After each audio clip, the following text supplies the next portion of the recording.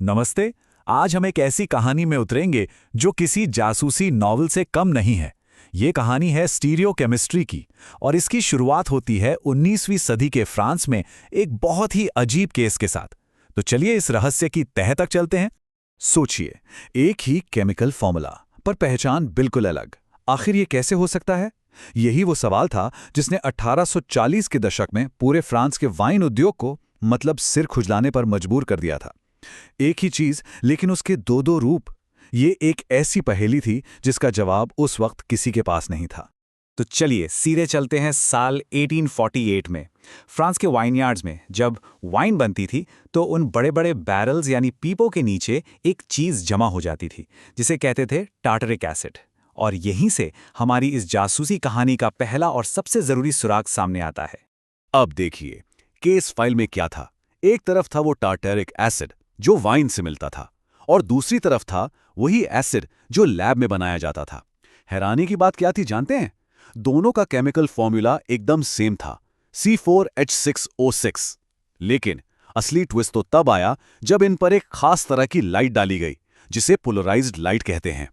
जो acid wine से मिला था वो इस लाइट को घुमा देता था और जो लैब में बना था वो लाइट पर कोई असर ही नहीं डालता था।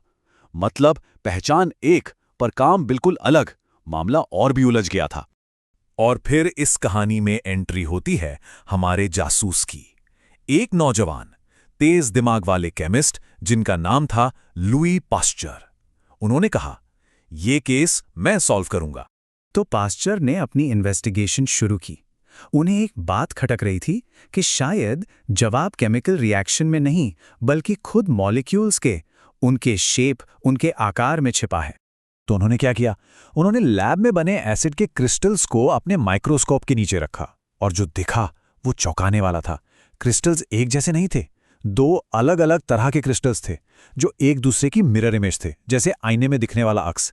फिर जो उन्होंने किया वो कमाल का था। उन्होंने एक चिमटी उठाई और एक एक करके बड़ी ही बारीकी से इन दोनों तरह के क्रिस्टल्स को अलग किया और फिर जब इन दोनों अलग अलग ग्रुप्स पर लाइट डाली गई तो रहस्य खुल गया। एक ग्रुप लाइट को दाईं तरफ घुमा रहा था तो दूसरा ग्रुप लाइट को ठीक उतना ही बाईं तरफ। कमाल था यह। और यहीं से जन्म हुआ कायरलिटी के कॉन्सेप्ट का। इसे समझने का आसान तरीका है अपने दोनों हाथों को देखना। देखिए, दोनों एक दूसरे की मिरर इमेज है ना? पर क्या आप दाएं हाथ का ग्लव बाएं हाथ में पहन सकते हैं? नहीं, वो फिट नहीं होगा। पास्चर ने बताया कि मॉलिक्यूल्स भी ठीक ऐसे ही हो सकते हैं, जुड़वां पर एक दूसरे पर फिट ना होने वाले। तो पास्चर का नतीजा क्या निकला? एक ऐसा नतीजा जिसने केमिस्ट्री की दुनिया बदल दी। मॉलिक्यूल्स चपटे या फ्लैट नहीं होते, उनका एक 3 डायमेंशनल, एक 3D शेप होता है। वाइन की बोतलों का रहस्य तो सुलझ गया था। पास्चर ने यह तो बता दिया था कि क्या हो रहा है और इसी के साथ उन्होंने स्टीरियोकेमिस्ट्री नाम की एक पूरी नई फील्ड की नींव रख दी थी। लेकिन कहानी में एक और ट्विस्ट था। पास्चर ने यह तो बता दिया कि क्या हो रहा है, पर वो ये नहीं बता पाए कि ऐसा क्यों हो रहा है।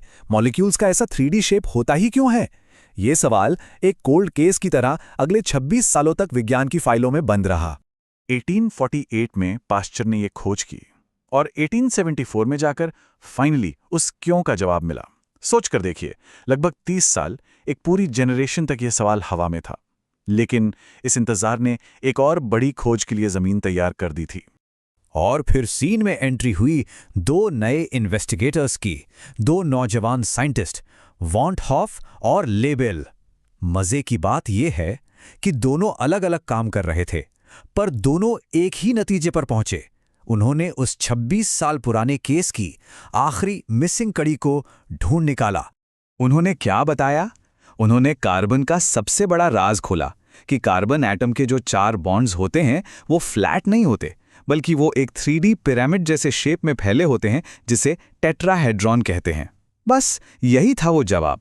इसी 3D शेप की वजह से जब एक कार्बन से 4 अलग अलग ग्रुप्स जुड़ते हैं तो वो 2 तरह के मिरर इमेज मॉलिक्यूल बना सकता है।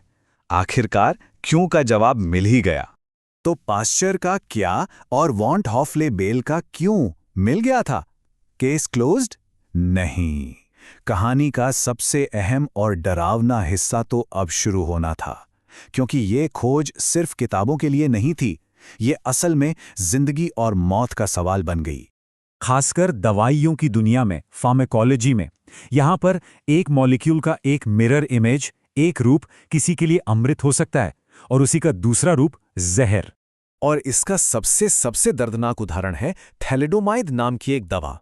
इसका एक राइट हैंडेड मॉलिक्यूल प्रेग्नेंट महिलाओं को दी जाने वाली एक सेफ और असरदार दवा थी, लेकिन उसी का लेफ्ट हैंडेड मॉलिक्यूल एक ऐसा भयानक जहर था जिसने हजारों बच्चों में गंभीर जन्म दोष पैदा कर दिए।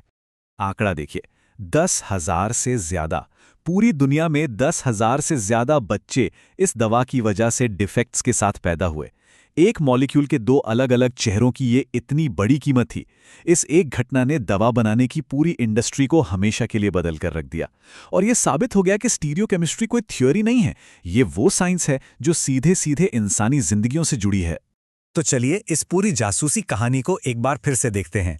हमने कहां से शुरू किया था? वाइन की बोतलों के एक रहस्य से। और हम पहुंचे कहां?